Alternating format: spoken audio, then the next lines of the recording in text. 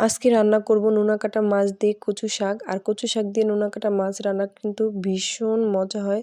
আর এইভাবে যদি রান্না করেন তাহলে আমার বিশ্বাস আপনাদের খুবই ভালো লাগবে। তো এইখানে নোনা কাটা মাছগুলি আমি ছোট, ছোট পিস করে কেটে তারপর গরম পানির মধ্যে একটু ধুয়ে নিছি।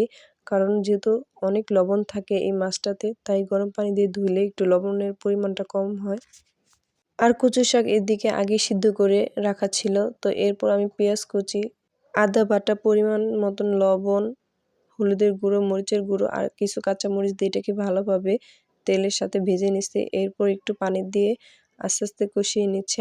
মসলাটা কষানোর পর তেলটা যখন উপরে ভেসে উঠবে তখনই আমি এখানে নোনা কাটা মাছগুলো ভালোভাবে ধোয়ার পরে এখানে দিয়ে দিচ্ছি।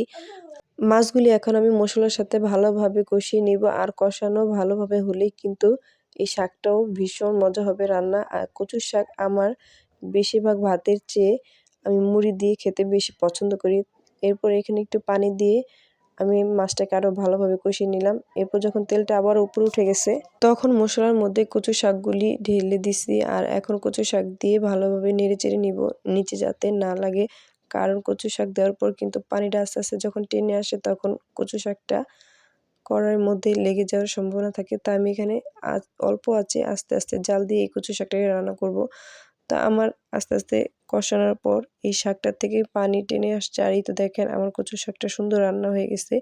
তো এখন কচু শাকটা আমি একটা প্লেটে নামিয়ে নিব। তো এই তো দেখেন ফাইনালি আমার কচু শাক নোনা কাটা মাছ দিয়ে রান্না হয়ে গেছে।